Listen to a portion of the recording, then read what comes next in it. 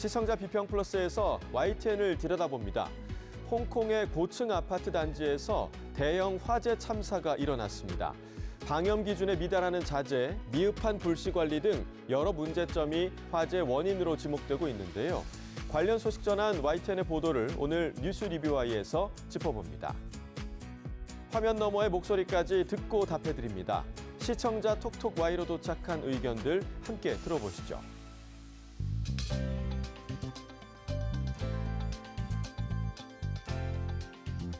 시청자 여러분 안녕하십니까? 나경철입니다. 찬바람이 매서워지는 12월은 눈과 서리 등이 도로에 얼어붙어 발생하는 빙판길 교통사고 위험이 크게 높아지는 시기입니다. 행정안전부에 따르면 2019년부터 5년간 발생한 빙판길 교통사고 중 절반 정도가 12월에 집중됐다고 하는데요.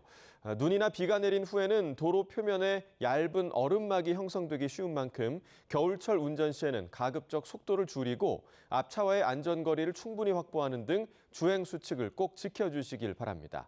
그럼 이번 주 시청자 비평 플러스 뉴스 리뷰 Y로 먼저 시작합니다.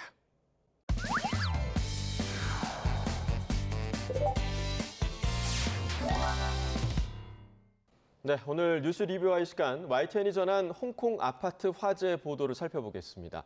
함께 이야기 나눌 두 분을 모셨습니다. 먼저 한지원 시청자 평가원입니다. 이동우 해설위원 실장입니다. 자, 홍콩 아파트 화재 참사가 전 세계인들에게 커다란 충격을 줬습니다. 이번 대형 화재 요인으로 아파트 외벽에 설치된 대나무 비계나 또 그물망 등 가연성 자재 사용이 거론되고 있지만 정확한 발화 원인은 아직 특정되지 않았고 조사가 진행 중인 상황인데요. 이후 관련한 홍콩 현지 소식이 계속해서 YTN을 통해 전해지고 있는 상황입니다. 일단 YTN의 보도들을 좀 어떻게 보셨습니까?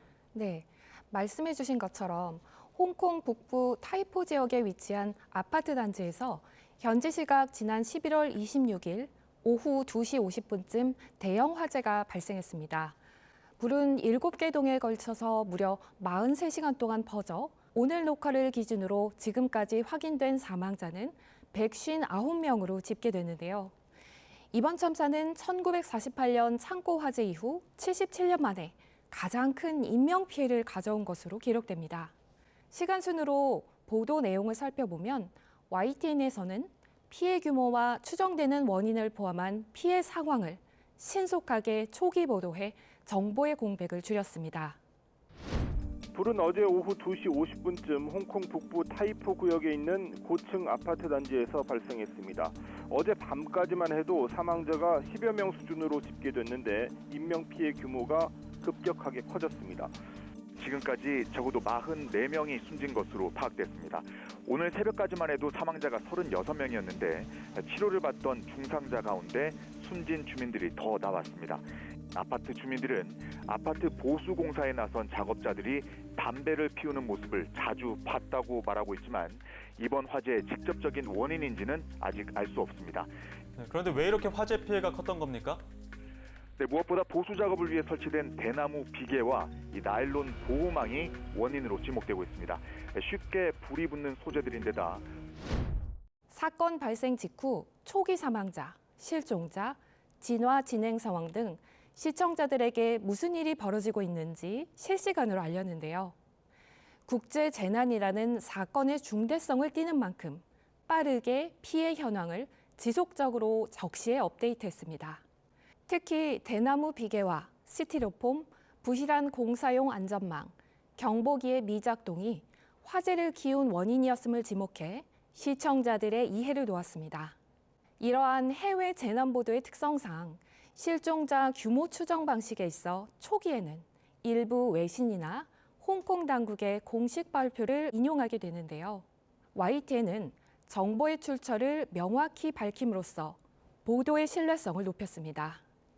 이에 시청자들은 사망자 수 등 피해 규모가 수시로 변동하는 초기 단계에서 혼란 없이 정확한 정보를 접할 수 있었습니다.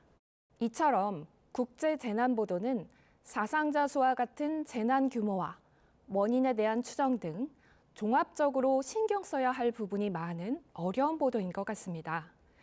YTN에서는 이번 홍콩 아파트 화재 보도를 준비하면서 어떤 부분을 중점에 두며 다른 언론사와 차별점을 꾀했는지가 궁금합니다. 네, 저희 YTN 같은 경우는 이제 홍콩 화재 참사 초기에 신속한 산해 결정을 통해서 베이징에 있는 특파원을 홍콩 현지로 이제 급파를 했어요. 그뿐만 아니라 본사에서 카메라 기자 2명을 추가로 현지에 투입을 했습니다.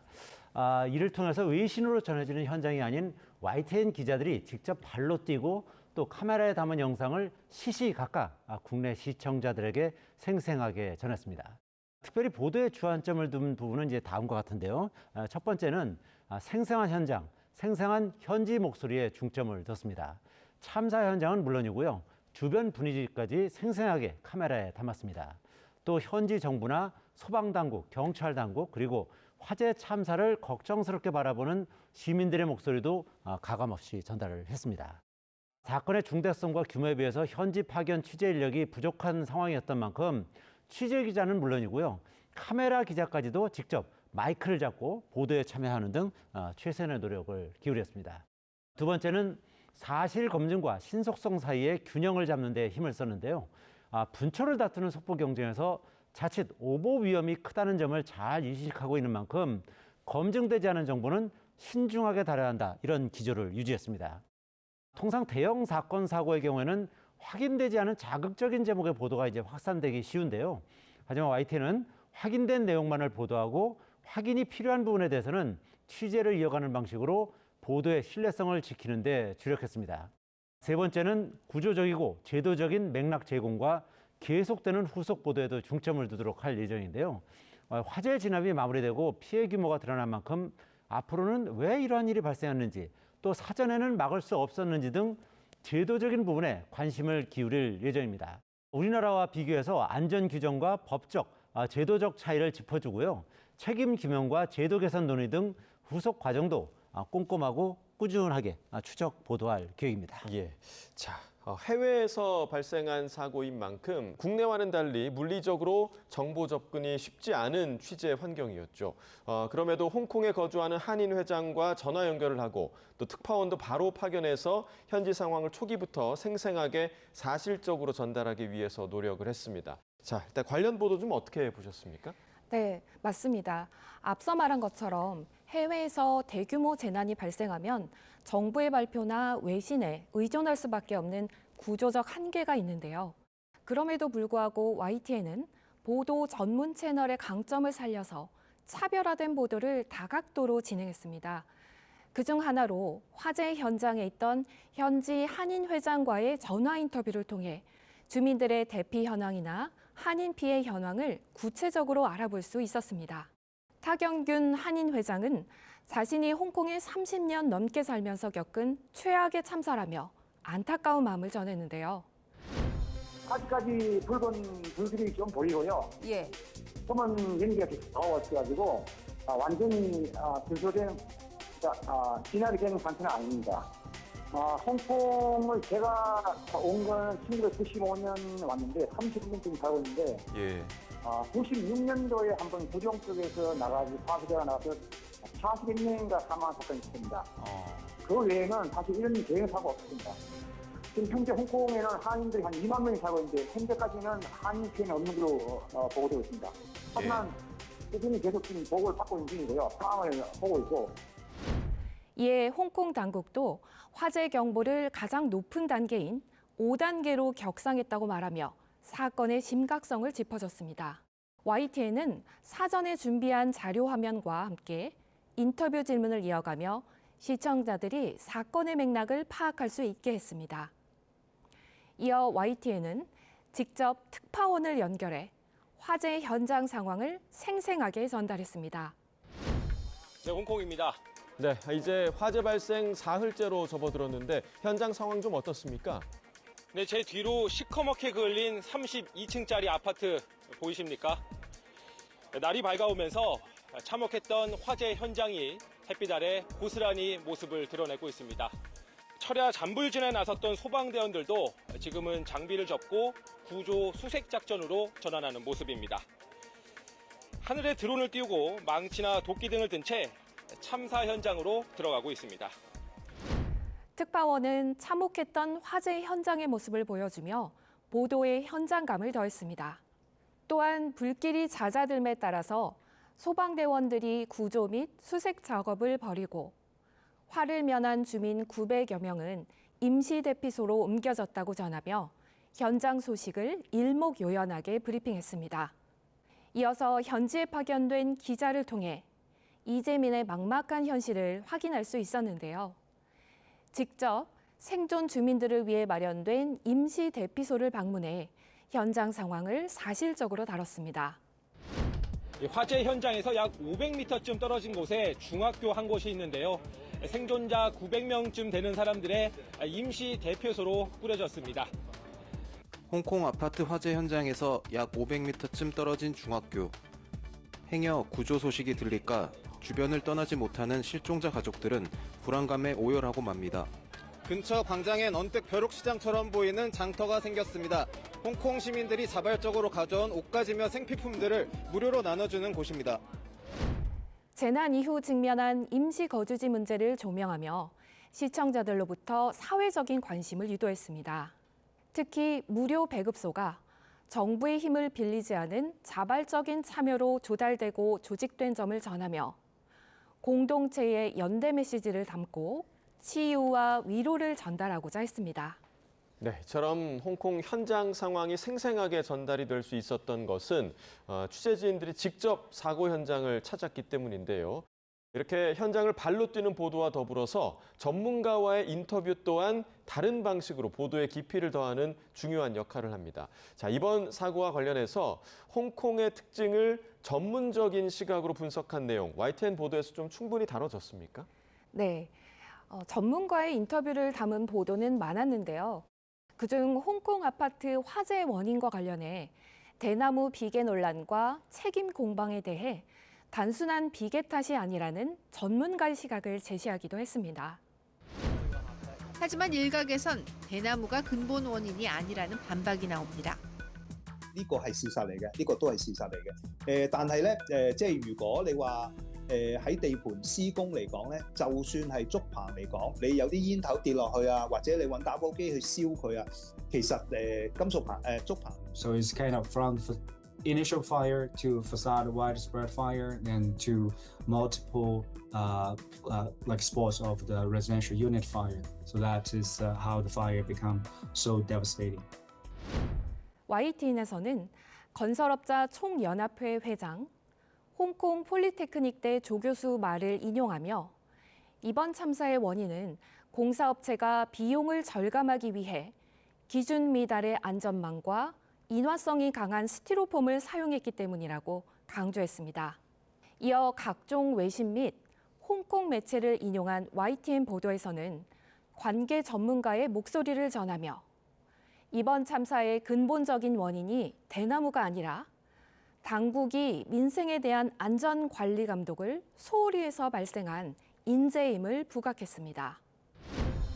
이어 보수공사용 비계를 덮는 그물망이 안전규정을 충족하지 못했다는 발표도 나왔습니다. 처음 화근으로 지목된 대나무 틀이 아니라 중국산 값싼 그물망이 문제였다는 지적과 같은 맥락입니다. 以每卷54蚊買咗2300卷，但係呢批嘅防護網係未達防阻燃嘅標準嘅。 대중의 증오를 선동한 혐의로 체포되는 사례도 잇따랐습니다. 책임 규명과 제도 개선을 촉구하며 온라인 청원을 주도한 대학생이 시작이었습니다. 홍콩 화재 참사로 당국에 대한 누적된 시민들의 분노가 커지며 이번 참사가 중국의 홍콩 장악력에 대한 시험대가 됐다고 로이터 통신을 인용하며 정치, 사회적 영향으로 사건의 파급 효과를 알려 의미 있었습니다. 이러한 해외 재난 보도의 심층도를 높이기 위해서는 현지 홍콩 건축법이나 규제 전문가 혹은 홍콩 도시계획 전문가 등을 통해 현지적인 맥락을 더욱 풍부하게 제공하는 것이 요구됩니다. 한국 전문가의 해석이나 외신의 인용도 유용하지만 왜 홍콩에서 이런 일이 발생했는가에 대해서 보다 깊은 해답을 얻기 위해서는 현지 전문가와의 대담이 필수적이라고 보는데요. 이런 해외 사건 사고가 발생했을 때 현지 사정을 잘 아는 전문가와의 긴 시간을 할애한 대담 등을 계획하고 있는지 궁금합니다. 네, 자, 말씀하신 대로 이번 참사의 근본적인 원인을 두고 의견이 분분한 그런 상황인데, 자, 이런 부분은 홍콩 현지 업계 관계자나 또 전문가와의 직접적인 대담 혹은 인터뷰가 구체적인 정보 전달에 유용할 것 같은데, 실장님께서는 좀 이 부분 어떻게 보십니까? 네, 당연히 이제 이런 사고가 났을 때 예. 이제 전문가와의 대담이나 인터뷰는 정보 전달을 하는데 대단히 유용한 툴이다 이렇게 예. 말씀드릴 수 있을 것 같습니다. 하지만 이제 해외에서 일어나는 대형 사건 사고 같은 경우는 예측이 사실상 불가능하기 때문에 대비가 어려운 측면이 있고요. 당장 피해 규모나 원인 파악 등 발생 위기의 보도에 주안점을 둘 수밖에 없는 현실적인 어려움이 있다는 점도 말씀을 드리겠습니다. 그럼에도 해외 사례에 대한 깊이 있고 다양한 분석을 통해서 국내에서 값진 교훈으로 삼기 위해서는 다음과 같은 구체적인 방안이 필요하다고 보고 장기적인 계획을 세워서 추진해 나갈 방식입니다. 첫 번째는요, 현지 전문가 네트워크 구축입니다. 특히 이제 미국과 중국, 일본, 유럽 등에 상주하고 있는 특파원을 활용해서 대형 사건 사고와 관련되는 현지의 건축, 소방, 법률, 도시계획 등 분야별 현지 전문가와 사전에 네트워크를 형성하도록 하겠습니다. 그리고 또 꼭 필요할 경우에는 즉각적으로 자문을 받을 수 있는 협력 계약을 맺는 방식도 유효하다 이렇게 생각을 하고 있고요. 두 번째는 특파원의 전문성 강화입니다. 단순 보도뿐만 아니라 현지 제도와 법규 그리고 안전 기준을 이해할 수 있는 교육을 사전 또는 사후에 특파원에게 제공하는 방안도 필요하다고 이렇게 생각하고 있고요. 또 공동 취재나 자료 공유 등을 통한 현지 언론과의 협업을 강화해서 맥락을 깊이 있게 전달할 수 있도록 노력한다는 방침입니다. 그리고 세 번째는요, 제도적이고 구조적인 분석을 담아내는 보도 프레임 만들기입니다. 단순 사건 중심 보도를 탈피해서 왜 이런 일이 발생했는가라는 구조적 질문을 중심에 두고 보도하는 기본 틀을 정립하도록 하겠습니다. 예. 또 우리나라와 해외의 각종 법 규정과 안전관리 체계를 비교해서 시청자들이 그 제도적 차이를 이해할 수 있도록 꾸준하게 준비하도록 하겠습니다. 예. 자, 많은 분들이 놀라셨을 이번 홍콩 아파트 화재 사고. 이 사회 안전 시스템이 무너질 때 얼마나 큰 비극이 일어날 수 있는지를 확인하게 했는데요.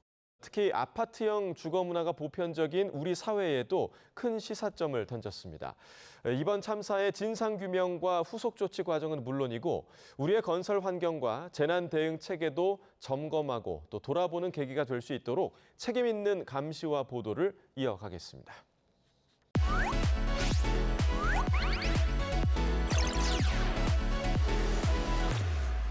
시청자의 알 권리와 보도 가치의 향상을 위해 노력한 방송을 꼽아보는 디딤돌 뉴스 시간입니다.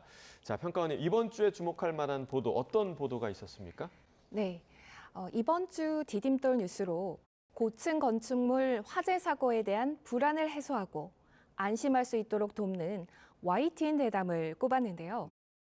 재난은 국경을 넘어 인류 공통의 안전 이슈로 인식됩니다. 이번 홍콩 아파트 화재 소식을 전한 보도들은 단순한 해외 뉴스가 아니라 한국의 고층 건물의 안전 문제에 대해 공익적인 의제를 설정하는 데 기여 있는데요. 해당 대담의 경우 전문가가 출연해 홍콩 화재를 계기로 국내 안전 불감증에 대한 미러링 효과를 제공하여 공익적인 논의를 유도하고 국내 안전 상황에 대한 점검의 필요성을 제기해 시청자들의 경각심을 높였습니다. 특히 우리나라 건축법 기준, 화재 시 엘리베이터 사용 금지, 옥상 대피나 방화문을 닫고 구조를 기다리는 방법 등 실제 상황에서 시청자가 바로 적용할 수 있는 구체적인 행동 지침을 알려주어 유익했습니다. 네, 자, 안전공학 전문가와의 대담으로 국내 고층 건물 화재 시 대비책을 살펴봤는데요. 이 대담에 관한 비하인드, 제작진을 만나서 직접 들어봤습니다. 함께 보시죠. 사실 그 홍콩 아파트 화재는 굉장히 좀 충격적이었어요. 화면 자체도 굉장히 건물 전체가 그리고 또 여러 개 동이 불에 타는 모습은 사실 많은 화재 사건을 봤지만 쉽사리 보지 못했던 장면이었잖아요. 그래서 화재 원인이 도대체 무엇인지, 어떻게 불이 나야 그렇게 한 건물 전체가 탈 수 있는지, 그렇다면 또 우리나라에선 그런 화재가 안 날이라는 보장은 없으니 우리나라는 안전한가, 진단해보고자 그 대담을 기획하게 됐습니다. 어떤 시청자가 봐도 납득이 가능한 전문가를 모시는 게 저희는 가장 중요하다고 생각하고, 이번 것처럼 화재 사고면 이제 관련 전문가, 사건 사고나 법적 다툼이 이뤄지는 부분에 있어서는 또 그 관련된 전문가를 모셔야 그 시청자들도 이 사람의 이야기를 듣고 판단을 하실 수 있기 때문에 그 전문가의 전문성을 가장 중요하게 생각하고 저희는 섭외를 하고 있고요. 그리고 인터뷰 구성, 대담 구성을 할 때 가장 중요하게 생각하는 건 시청자들이 궁금해하는 부분을 가장 잘 해소할 수 있을까, 어떻게 하면 잘 해소할 수 있을까를 가장 많이 생각하는 것 같아요. 그래서 그 궁금증을 해소하고 향후 어떻게 될지나 어떻게 대비해야 될지를 좀 준비하실 수 있게끔 그렇게 정보를 드리는 걸 최우선으로 생각하고 인터뷰 구성을 하고 있습니다. 네, 그럼 오늘 뉴스 리뷰와이 마무리해 보겠습니다. 두 분 오늘 말씀 잘 들었습니다. 고맙습니다.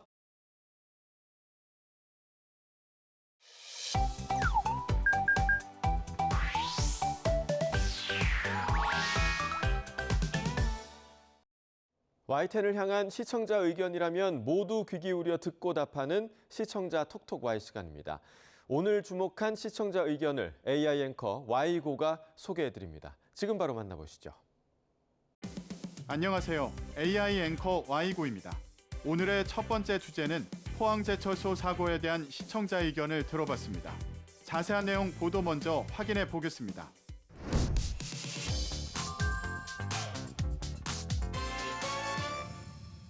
포스코 포항제철소에서 배관 청소를 하던 노동자들이 가스에 중독돼 3명이 심정지 상태로 병원에 이송됐습니다. 얼마 전 포항제철소에서 노동자들이 가스에 중독된 사고를 전하며 지난 사고들을 짚어본 보도가 있었습니다. 경북 포항에 있는 포스코 포항제철소입니다. 이곳에서 배관 찌꺼기를 청소하던 노동자들이 가스를 마셔 쓰러진 건 오후 1시 40분쯤입니다. 일산화탄소가 원인인 것으로 추정되는데 모두 6명이 정신을 잃었습니다. 앞서 지난 5일에도 설비 점검하던 협력업체 직원들이 불산으로 추정되는 가스를 마시고 1명이 숨졌습니다. 이번 사건에 대한 상황 설명과 지금까지 일어났던 노동자 사망 사고를 지적하며 대책이 필요함을 짚은 보도였는데요. 포항제철소에서 발생한 가스 중독 사고를 보도했는데 포스코가 그동안 발표한 재발 방지 대책이 구체적으로 무엇인지에 대한 설명이 빠져 있어 아쉬움이 남았다는 시청자 의견이 있었습니다. 시청자 톡톡와이에서 포스코에서 발표했던 재발 방지 대책에 대해 살펴봤습니다. 포스코 광양제철소에서는 이번 사건뿐 아니라 지난 7월 집진기 배관 해체 작업 과정에서 구조물이 붕괴해 작업하던 2명이 추락, 1명이 숨지고 1명이 다친 사고가 발생했으며 건설 계열사인 포스코 ENC에서도 잇따라 인명사고가 났습니다. 사고 이후 포스코는 지난 8월 그룹 안전 특별 진단 TF를 신설하고 안전 전문 자회사 포스코 세이프티 솔루션을 설립하는 등 안전 혁신 체계를 강화했는데요. 기존 임원 중심 회의를 현장 토론형 회의체로 바꾸고 임원 전원이 사고 현장을 찾아 원인 분석과 대책을 직접 논의하도록 했습니다. 이를 통해 각 현장의 위험 요소를 점검하고 실행 가능한 개선안을 마련했는데요. 또한 안전관리 혁신 계획에 장학사업과 유가족 지원 등을 수행하는 산재가족 돌봄재단을 설립하는 방안을 검토하겠다고 밝혔습니다. 그리고 안전보건 조직을 본사 중심에서 현장 중심 체계로 개편했는데요. 건설안전연구소와 스마트안전기술그룹 등을 통합해 재해 원인 분석, 제도 개선, AI 기반 기술 개발이 동시에 이루어지는 관리 체계를 구축했습니다. 또 AI 기술을 활용한 스마트 안전관리 시스템도 확대했는데요. 영상 분석을 이용한 개고부 덮개 해체 감지, 지게차 접근 알림 시스템을 50여 개 현장에 적용하고 스마트 플랫폼을 통해 위험 감지와 데이터 관리를 통합 운영하고 있습니다. 다음으로 시청자 톡톡와의 두 번째 주제는 RSV에 대한 시청자 의견을 들어봤습니다. 어떤 내용을 담고 있는지 이어서 확인해 보시죠.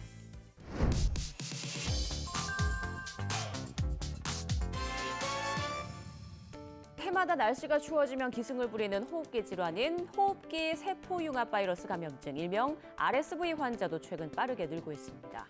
호흡기 질환인 RSV 환자가 급격하게 증가하면서 높은 금액의 예방 주사를 국가 예방 접종에 포함시킬 필요성을 짚은 리포트가 있었습니다. 겨울철이면 보건당국을 긴장하게 만드는 호흡기 질환 가운데 하나가 호흡기 세포융합 바이러스 감염증, 일명 RSV입니다. 전파력이 강하고 물체에 남아있는 바이러스로도 감염이 됩니다. 특히 영아들이 RSV에 걸리면 새 기관지염이나 폐렴으로 악화한 뒤 천식이나 급성 중이염으로까지 이어질 수 있어 주의가 필요합니다. RSV의 증상을 짚고 특히 영유아에게 위험할 수 있는 질병임을 알리며 예방주사가 미국에서는 무료 접종임을 전했는데요. 급증하는 RSV 환자 현황과 국가 예방접종 도입 필요성을 보도했는데 올해 환자가 늘게 된 배경과 예방접종에 대한 정책 현황 등이 궁금했다는 시청자 의견이 있었습니다. 시청자 톡톡아이에서 RSV 환자가 증가한 배경과 예방접종 정책 현황에 대해 알아봤습니다. 현재 영유아와 고령층을 중심으로 확산 중인 RSV 감염에 더해 지난해보다 약 2달 빠르게 유행 중인 독감, 그리고 코로나19의 새로운 변이 확산과 재감염 사례가 늘면서 트리플 데믹이 현실화될 가능성이 높아졌다는 분석인데요. 전문가들은 코로나19 팬데믹 기간 동안 마스크 착용과 거리 두기 등으로 RSV 노출이 줄어들면서 사회 전반의 면역 수준이 낮아진 상태라고 지적합니다. 이러한 면역 공백으로 인해 올겨울 RSV 유행이 예년보다 더 빠르고 강하게 나타날 가능성이 높다는 분석입니다. 이런 상황에 정부에서도 RSV 예방 항체 주사 관련 논의가 이뤄질 전망인데요. RSV 예방 항체 주사의 국가 예방 접종 도입을 위한 논의는 지난 9월 개최된 영유아 호흡기 감염병 관리 방안 개선을 위한 정책 토론회에서도 이뤄진 바 있습니다. 토론회에서 질병관리청 손영래 의료안전예방국장이 영유아 RSV 예방 항체 주사의 도입 여부를 놓고 새로운 카테고리로서 국가 예방 접종에 포함시키는 방향으로 신중히 논의 중이라고 밝혔습니다. 최근 진행된 국정감사에서도 RSV 예방 항체 주사를 국가 예방 접종 사업의 우선순위로 포함시킬지 여부도 검토할 계획이라고 밝혔습니다. 마지막으로 오늘 시청자 톡톡아의 세 번째 주제는 캠핑용품 사망사고에 대한 시청자 의견을 들어봤습니다. 이어지는 내용도 지금 바로 만나보시죠.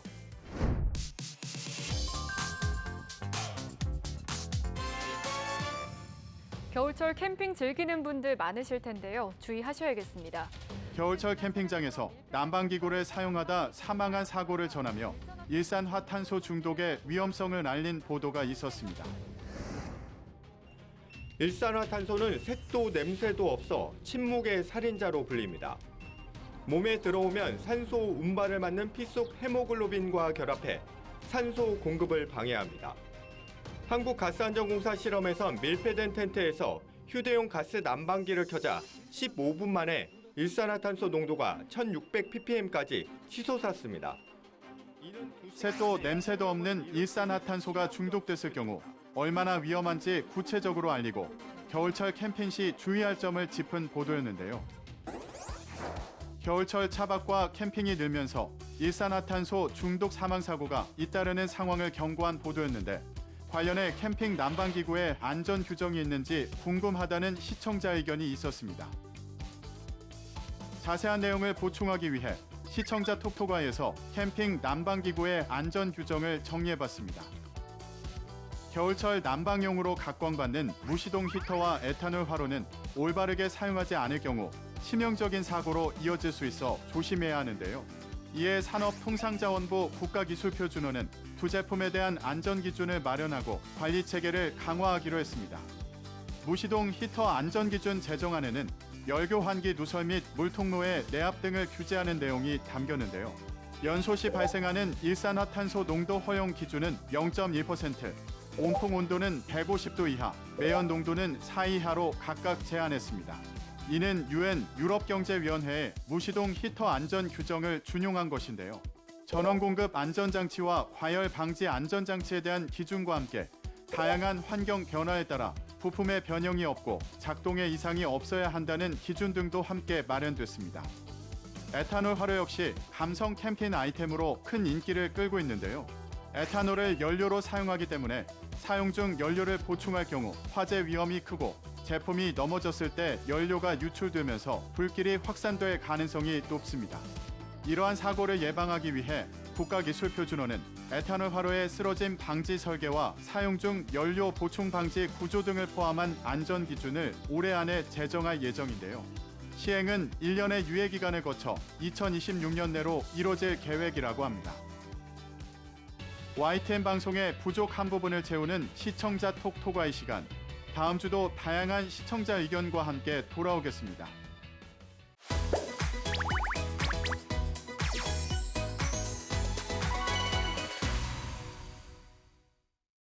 안녕하세요. YTN DMB 시청자 평가원 김나영입니다. 요즘 여성들의 사회 진출이 보편화되었는데요. 과연 리더의 영역에서도 진정한 평등이 이루어졌을까요? 거친 남성 중심의 산업 현장에서 유리천장을 깨고 자신만의 영역을 개척해온 여성 리더들의 이야기. 특집 다큐24. 대한민국에서 여성 리더로 산다는 건을 통해 지금부터 살펴보겠습니다.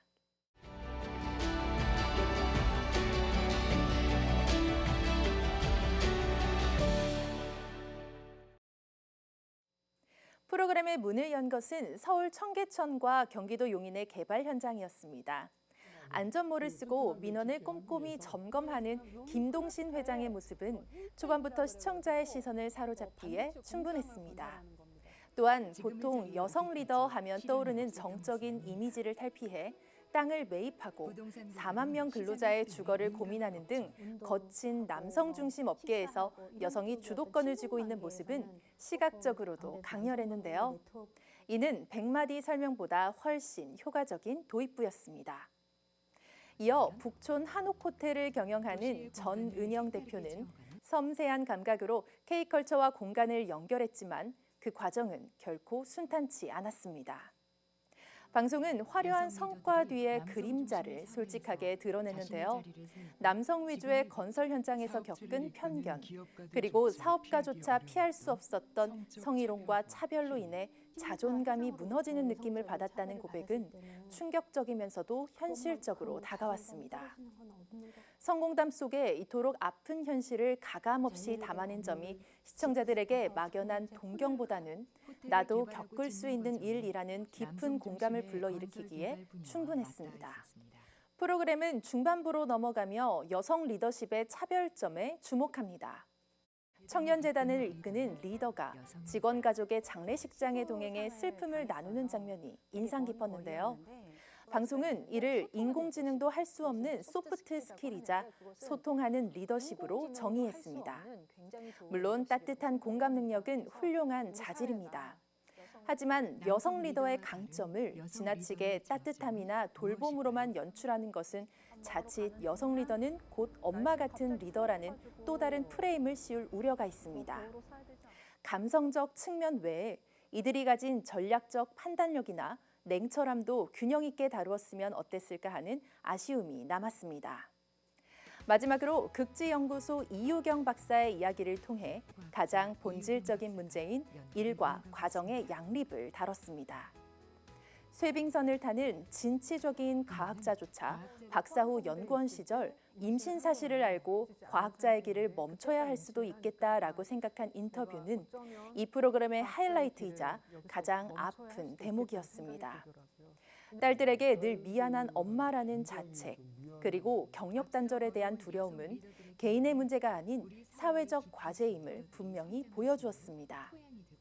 다만 가족 돌봄 휴가 같은 제도가 잠시 언급되긴 했으나 결국은 개인이 단단한 마음으로 버텨내야 한다는 식의 결론으로 흐른 점은 아쉽습니다.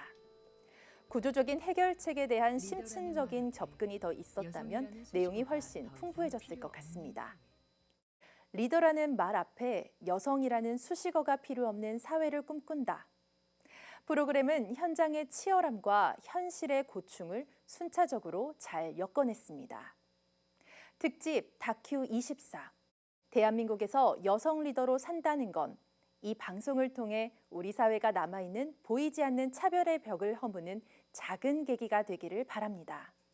누구나 성별이 아닌 능력으로 평가받고 일과 가정을 지키며 자신의 자리에서 빛날 수 있는 사회를 꿈꿔봅니다.